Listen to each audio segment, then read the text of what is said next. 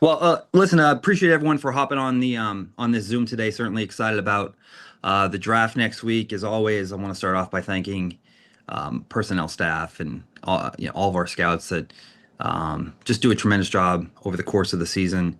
Our coaching staff, of course, we're a big Zoom team to begin with, but I feel like this year we have about 15 Zooms a day. So I do appreciate the coaches hanging in there with us and giving us all that information we need. And last but not least, our training staff. At the end of the day, you need Rick Burkholder's blessing on these guys. So for all the work we do, it really can't happen until we get all the information. And a big piece of that information, as you guys know, is Rick and his staff. So thank him and his staff for all the great work they do. Again, excited for next week. And with that, we'll open it up for questions. We'll go first to Jesse Newell. Jesse? Hey, Brett. Kelsey, I have a quick follow-up. First off, can you just give an overview of number 9 pick and the options you see available to you there? Yeah, I think it's certainly a unique draft. And, we're at the combine.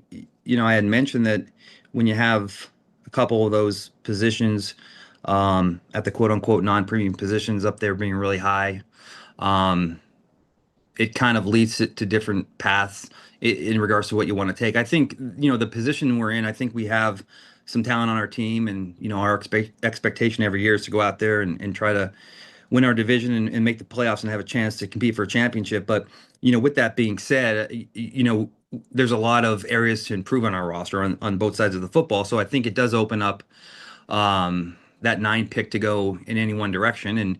And certainly we'll see how the first 5 or 6 picks go. But I think whether it's the defensive backfield, the offensive line, edge rusher, receiver, again, we need help in all those areas. So I do think that we'll be in a position there to get one of those players and then add throughout the course of the draft. So I just think where we are with our roster, you really can't eliminate any one need because I think there are a lot of them. Yeah, and I wanted to ask about offensive tackle. Can you just give an overview of that position and potentially where you guys might look to address that in the draft?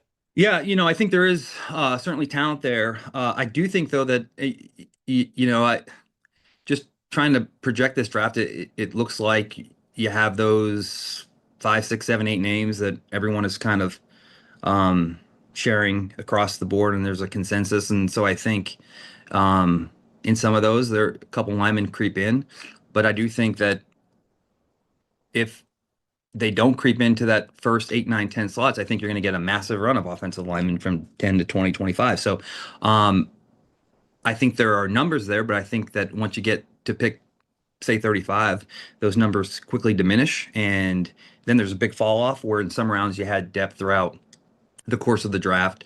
For example, I think the end, I think it's solid through 2.5, maybe even 3, where offensive line, there's some talent there, but I do think it dries up quickly. And by 35, it could be slim pickings. We'll go next to Sam McDowell. Go ahead, Sam. Hey, Brett. Hey, Sam. You mentioned the non-premium positions. I just wonder if you could speak more just to the oddity of a lot of the top talent seems to be those non-premium positions and just how you'll balance the premium position in this draft given that situation.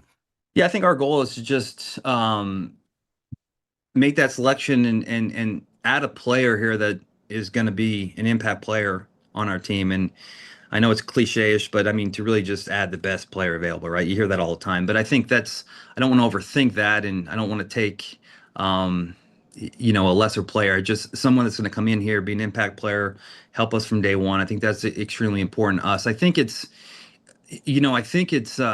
Sam, unique because with this draft, when you do have some of those, whether it be running back or quarterback, safety, when those numbers are higher up there, and then the other numbers get shifted down, I think what you get then is more discrepancy with the premium positions. So I don't know if I'm saying this eloquently enough, but I think that the fans will be in for a treat next Thursday because I think that, the grades are going to be so close from some of these tackles and DNs and other receivers that a lot of these guys that are mocked high may go a little lower, and a lot of these guys that are getting mocked a little lower may go a little higher because I think they're so close this year. It's not this huge gap and big fall off. And even with the offensive linemen, I mean, there's traits that you like and some things that all these guys need to clean up and work on. But I think that the grades are so close that it'll come down to the scheme fit and the coach's analysis, the vision, the fit for these guys. So I think it should be an entertaining night and look to probably be a lot of trades. And I think that's what a draft like this, when you don't have two or three franchise quarterbacks and a Will Anderson or a Myles Garrett, I think it does lend itself to open up to a lot of fun and a lot of excitement. So I think from a fan's perspective, they should have a lot of fun next Thursday. And then the second thing I had was just where do you see maybe the pockets of this draft? I mean, you mentioned position specific, but just overall, do you see specific pockets in this draft where it might be pretty good? Um, I had mentioned the offensive line. I think that there are quite a number of tackles, but I think it does fall off, right after that first round. Maybe it extends to pick 35 or 40. I think, receivers, it's maybe not as top heavy as it was in the past. There might be a little break, but I do think that there's some mid-round depth there at the receiver position. As everyone knows, it's kind of thinner this year at the running back position. I think corner is just kind of sprinkled. I mean, there's some moderate depth there in one, um, partly into two, and then like the receivers, you always get a run of corners in three and four. I think that there's a mid to lower level pack of linebackers that are really deep. Um, so I think, again, it's team dependent too. So I mean, obviously our board doesn't look like other teams' boards. So I think just generally speaking, Sam, I think there's mid pocket depth at the receiver position, potentially at the corner position. I think that there's really good DN depth right throughout the board. I do think the running back position is a little light this year. And as I mentioned, the offensive tackle position is good in one to early two, and then it kind of thins out there a little bit. So again, that's just how we see it. Other teams may see it differently. And I think having the picks and the amount that we do, it'll give us a chance to navigate the board a little bit. Thanks, Brett. We'll go next to Stacey Dales. Stacey? Thank you. Hey, Brett, Hey. what is it like being in rebuild mode around a future Hall of Fame quarterback in Patrick Mahomes? Well, I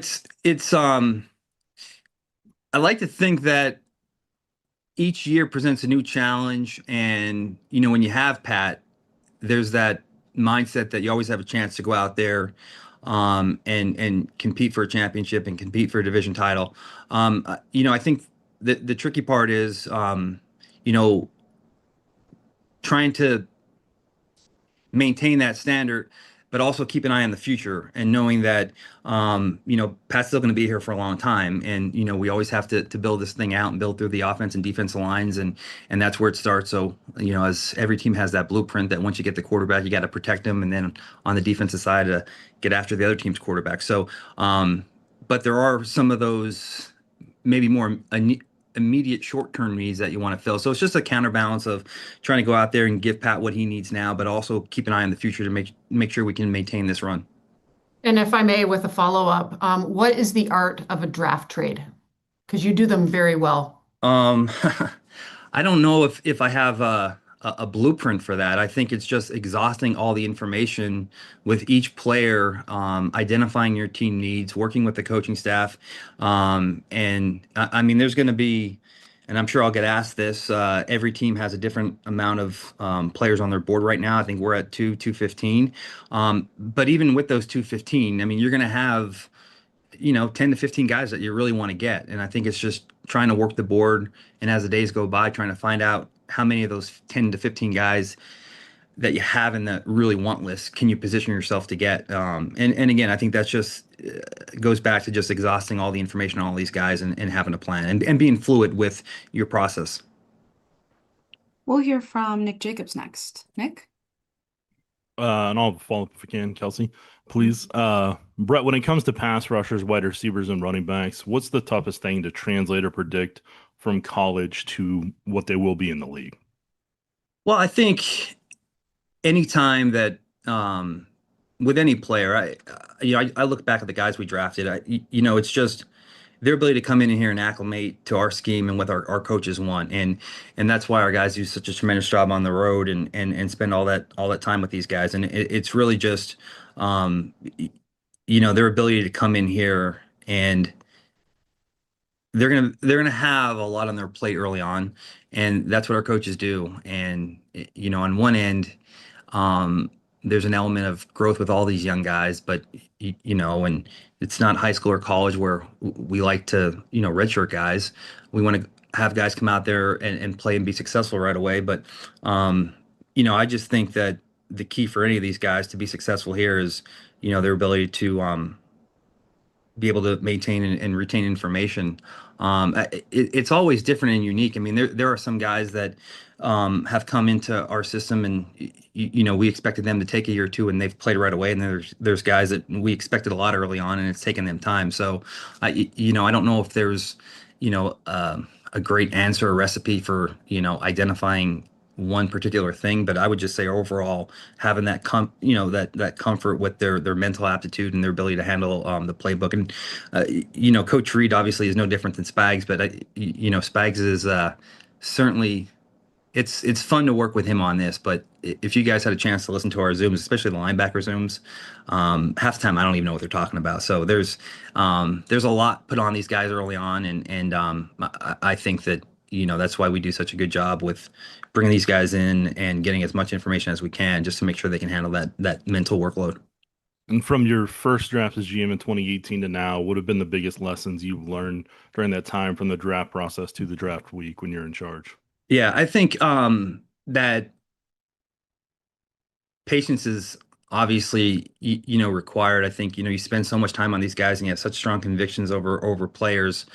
It's one of those things that when you do the amount of work and you live in a film room, I think you get into this mindset where you think everybody sees the board just like you because you're in there. And again, I'm not saying that our boards are always right, but you think that everyone thinks like you.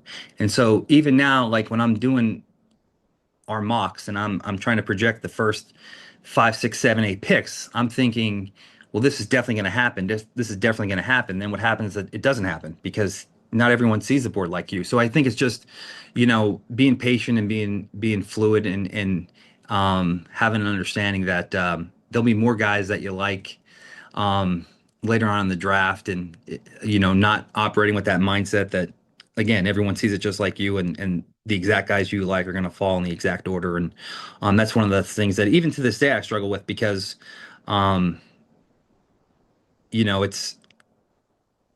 one of those things where our guys do such a tremendous amount of work, and it's a collective unit here, and it's a collective process, and there's an element of wanting to leave the draft with the guys that we're all excited about, and that leads to being aggressive because you just want to make sure you get those guys right. But there's certainly something to be said for being patient and dealing with more volume and having the ability to add more players to this roster. So I think patience is the biggest thing, and that's something I'm still working on today. We'll keep going down the line here. We'll go to Pete Sweeney next. Pete? Brett, just a question about your primary free agents. With Ken, does this signify potentially a reshaping of the offensive identity? And then just why Tonga and why Gilman? Yeah, I think first off with Ken, to your point, Pete, we do have some talent on the offensive line. I mean, everyone knows the potential and the flashes that Josh has shown, and then working on that interior with Kingsley and Trey and Creed.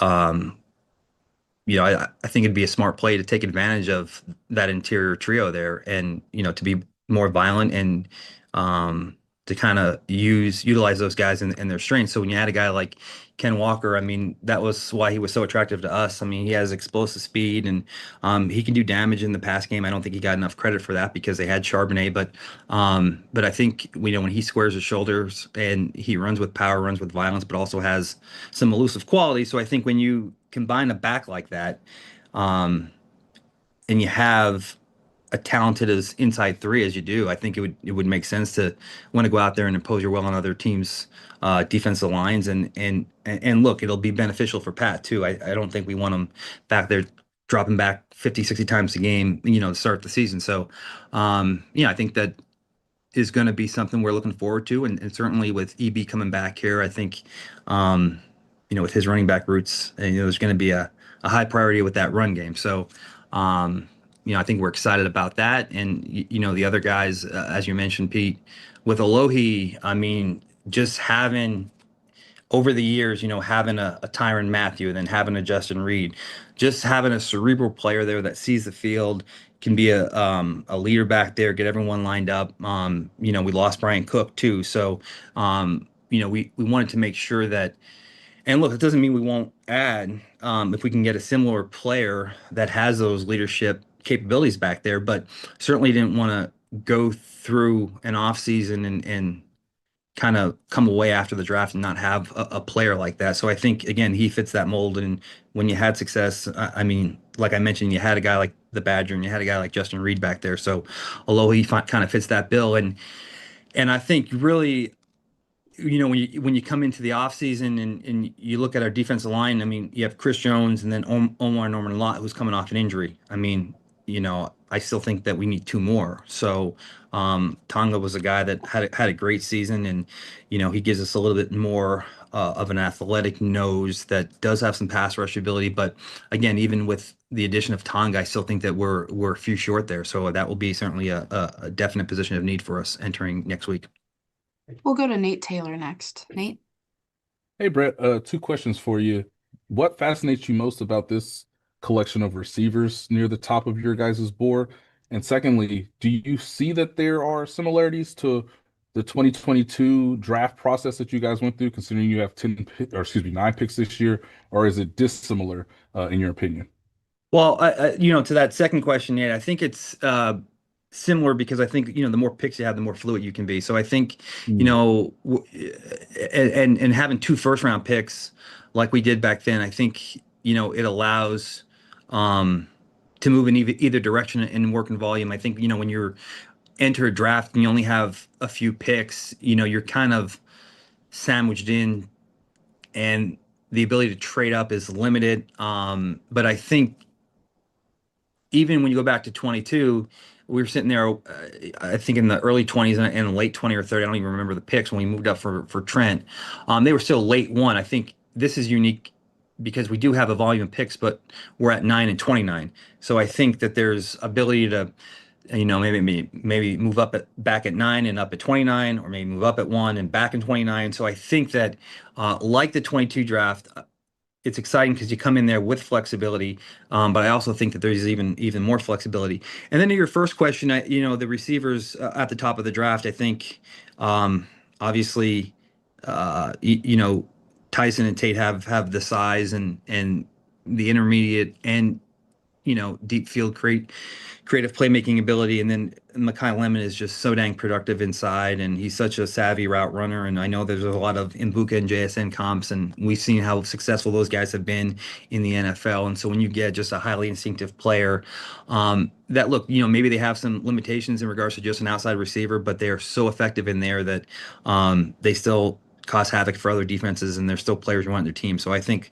those guys, and then you throw the Coopers in there, and I'm probably missing a couple, but it's a good collection of wideouts, and like the defensive line, as I mentioned earlier, Nate, I do think though there are really good solid pockets in 3 and 4. So there's a lot of good depth there, and I think that runs from 1 through 4 at the receiver position.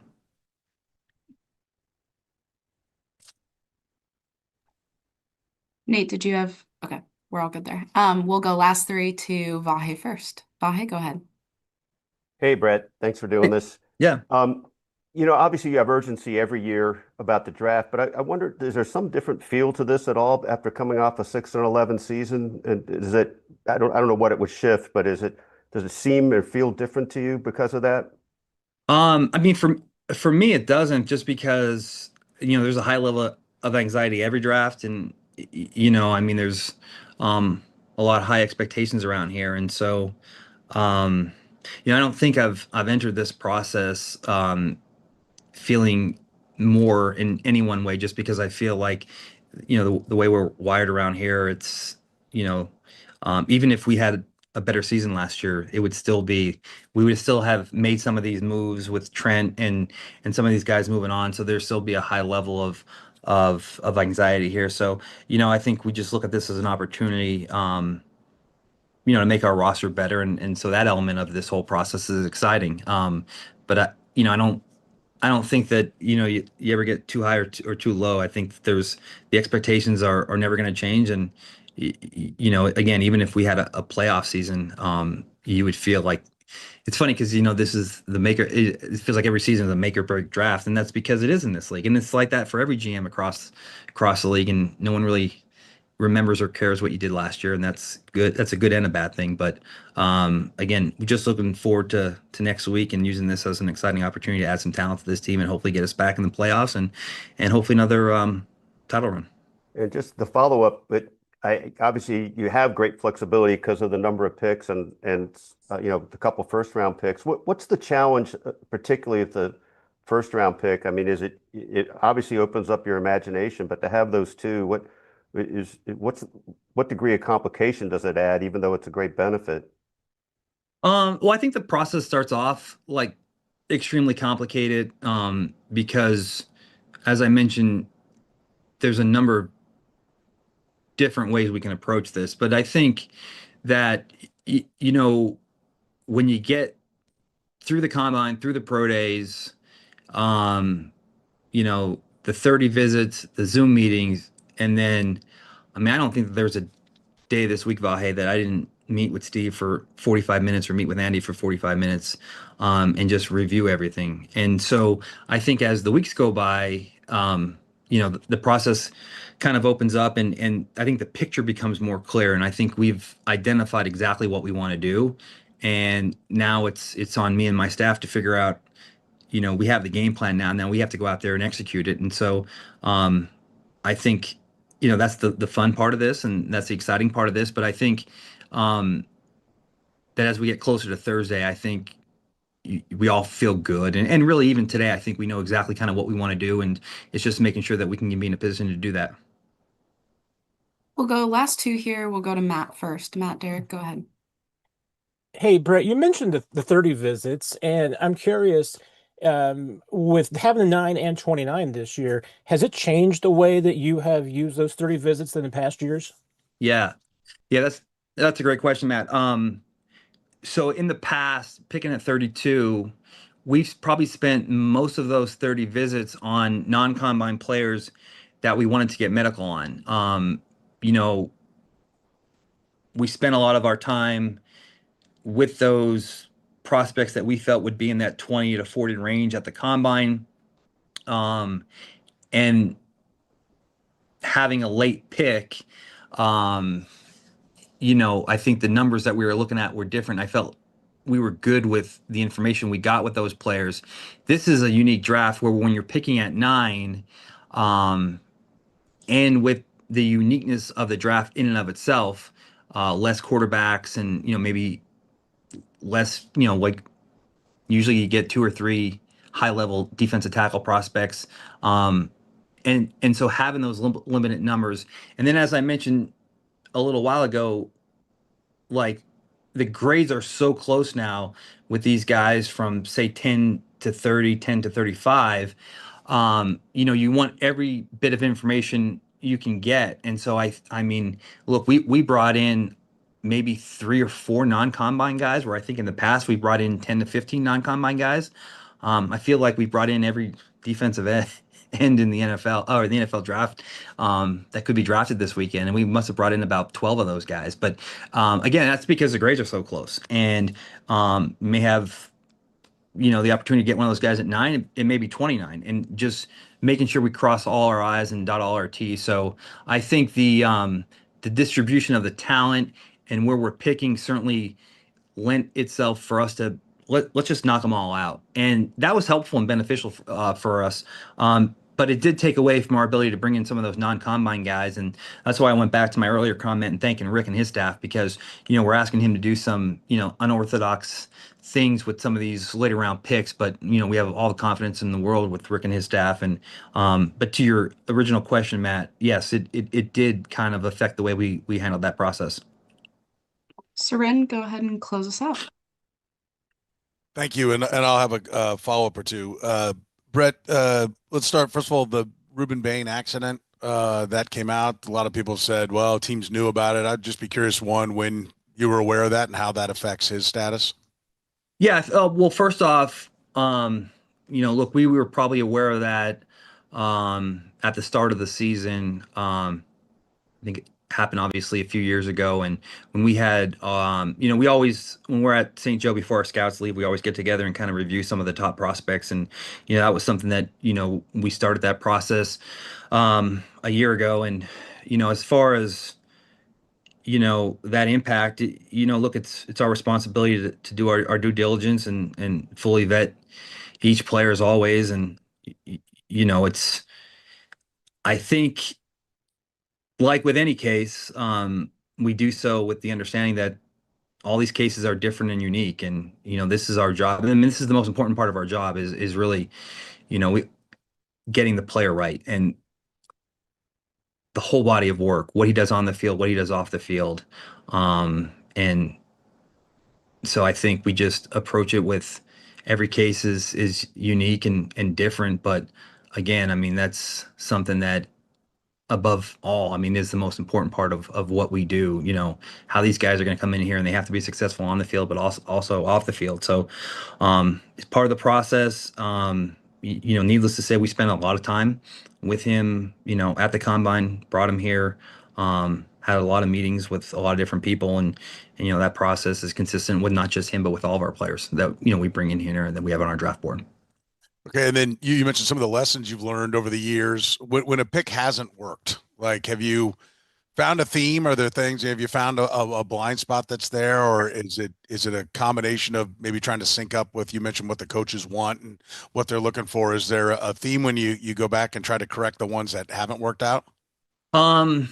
Yeah, I think that early on, I think that recently, I think that the vision, the fit, I think we've been locked in, and I think like when people mention that, I mean, look, we lost two corners in the offseason, one Trent and one Jalen, and aside from them, the guys that we brought in over the years, the Sneeds and last year Noah Williams, and we've had success there, and you know, I don't think it's a fluke. I think it's because of just being aligned with the vision and the fit and the role with Steve. And, on the offensive side, I mean, Coach and I have been like that since our days in Philly. So I think that's the biggest part, just making sure you have the vision and the fit all lined up. So I think that's why over the last few years we've been really successful. But I do think though that, you know, if you miss on a player, it's probably the character and the love for football, and we all get enamored by, what a player can do. And I think that everyone has an element. Well, if he's in our environment, it'll be different. If he's in our environment, it'll be different. And just to your questions, Sharon, just learning over the years that, you know, we do have a great environment here. And if anyone's gonna get the best out of any player, it's going to be here. But even some of those players, it's hard. And I think so, just making sure we're tweaking that process and making sure that we've identified not just the right players, but I mean, no one's going to be perfect, and you're not going to always get Pat Mahomes and Creed Humphrey and Trey Smith in regards to just mental makeup. But the guys that you do, quote unquote, roll the dice for, like, the plan, the approach, all that kind of stuff, just, working on that over the years. But again, I go back to the mistakes you make are guys that at the end of the day, they just don't love football. And even though you thought you were going to change them, you didn't. And I think that's one of those things that, again, we try to, do better with that process and identifying those things and making sure that we're looking for the right traits and characteristics that do lend itself to future change. And so I would say that's the biggest thing. Thanks so much for the time, Veach. That's all we have for you, and Yeah. we'll talk to you next week. Awesome. Thank you, guys.